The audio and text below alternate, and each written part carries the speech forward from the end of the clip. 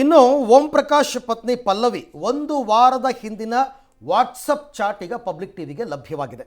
Police officers wife association ಗ್ರೂಪ್ನಲ್ಲಿ ಏನೆಲ್ಲ message ಮಾಡಿದ್ರು ಅನ್ನೋ ಡೀಟೇಲ್ಸ್ ಕೂಡ ಸಿಕ್ಕಿದೆ.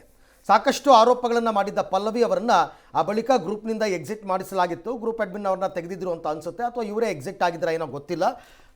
ಬಟ್ ಒಂದಷ್ಟು ವಿಚಾರಗಳನ್ನ ಅವ್ರು ಹೇಳಿದ್ದಾರೆ. ಅಂದರೆ ಈಗ ತುಂಬ ದಿನಗಳಿಂದಲೂ ಕೂಡ ಚಾಟ್ ನಡೀತಾ ಇದೆ. ಅದರ ಮುಂದುವರಿದ ಭಾಗದ ಒಂದು ಸ್ವಲ್ಪ ನಮ್ಗೆ ಅದು ಅರ್ಧಂಬರ್ಧ ಅರ್ಥ ಆಗುತ್ತೆ, ಇನ್ನೊಂದು ಸ್ವಲ್ಪ ಮಾಹಿತಿಗಳು ನಮ್ಗೆ ಅರ್ಥ ಆಗಲ್ಲ. ಬಟ್ ಅವರು ಹಂಚ್ಕೋತಾ ಇದ್ದ ವಿಚಾರಗಳು, ಈ ಗ್ರೂಪ್ನಲ್ಲಿರೋ ಅಧಿಕಾರಿಗಳು ಸದಸ್ಯರು ಶೀಘ್ರದಲ್ಲೇ ಕ್ರಮ ಕೈಗೊಳ್ಳಿ ಅಂತ ಆರಂಭದಲ್ಲಿ ಶುರುವಾಗುತ್ತೆ ಆ ಚಾಟ್. ಅವತ್ತು ಒಂದು ವಾರದ ಹಿಂದೆ ಮಾಡಿರ್ತಕ್ಕಂಥದ್ದು. ಯಾರು ಈ ಮೆಸೇಜ್ ಎಲ್ಲ ಮಾಡಿರೋದು? ಪಲ್ಲವಿ ಅವರು, ಪತ್ನಿ. ಮನುಷ್ಯತ್ವಕ್ಕೆ ಬೆಲೆ ಕೊಡುವುದಾದರೆ ಈ ಸಂದೇಶ ಜಾಸ್ತಿ ಜನಕ್ಕೆ ತಲುಪಿಸಿ ಅಂತ ಕೂಡ ಹೇಳಿದ್ದಾರೆ ಮೆಸೇಜ್ನಲ್ಲಿ. ನನ್ನ ಗಂಡನ ಬಗ್ಗೆ ನಾನು ಹೇಳಿದ ಎಲ್ಲ ಸಂಗತಿಗಳೂ ಸರಿಯಾಗಿವೆ. ಗ್ರೂಪಲ್ಲಿ ಚರ್ಚೆ ಆಗಿದೆ ಇದೆಲ್ಲ. ಒಂದು ತಪ್ಪು ಗ್ರಹಿಕೆ ಇನ್ನಷ್ಟು ಹಲವು ವಿಷಯಗಳಿಗೆ ಕಾರಣವಾಗುತ್ತದೆ.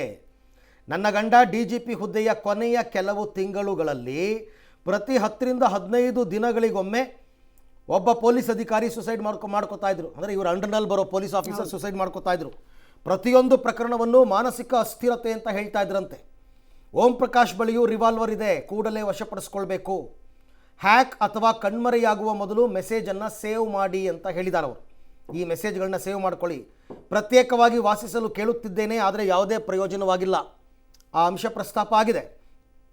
ನಾನು ಒಬ್ಬಂಟಿಯಾಗಿ ಎಲ್ಲಿಗೆ ಹೋದರೂ ಅದೇ ಆಹಾರ ಮತ್ತು ವಿಷಯುಕ್ತ ನೀರು. ವಿಷಾಹಾರ ದೇಹ ಸೇರಿದ್ದು ಮಗಳು ತೀವ್ರವಾಗಿ ಬಳಲ್ತಾ ಇದ್ದಾಳೆ ಅಂತ ಹೇಳ್ಕೊಂಡಿದ್ದಾರೆ.